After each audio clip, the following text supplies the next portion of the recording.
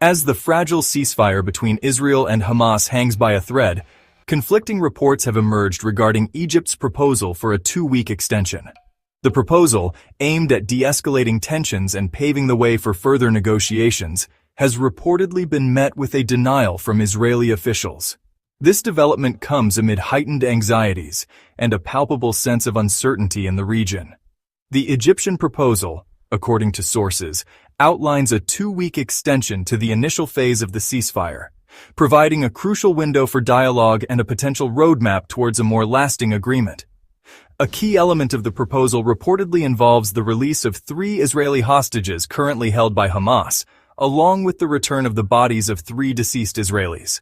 This humanitarian gesture, it is hoped, could serve as a confidence-building measure and inject much-needed momentum into the stalled talks. However, in a move that has further muddied the waters, an Israeli official, speaking on condition of anonymity, has stated that they are not familiar with the reported Egyptian proposal. This denial has cast a long shadow over the prospects of a swift resolution to the conflict, leaving observers to grapple with the conflicting narratives and the potential implications for the region's stability. Adding to the confusion, conflicting reports have emerged regarding the possibility of Israeli negotiators traveling to Cairo to engage in face-to-face talks with their Egyptian counterparts. While some media outlets have suggested that a delegation is indeed en route to Cairo, these claims have been vehemently denied by Israeli officials, further deepening the sense of uncertainty and raising questions about the true nature of the back-channel diplomacy at play.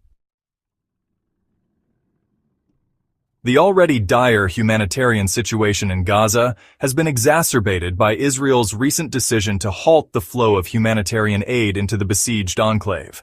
This move, widely condemned by international organizations, has raised fears of a looming humanitarian catastrophe and accusations of collective punishment being meted out to the Palestinian population.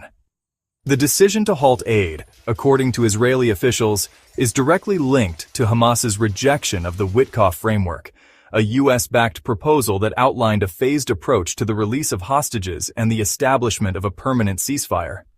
The framework, spearheaded by Trump envoy Steve Witkoff, called for the immediate release of half of the remaining Israeli hostages, with the remaining hostages to be freed upon the successful conclusion of negotiations leading to a lasting peace agreement.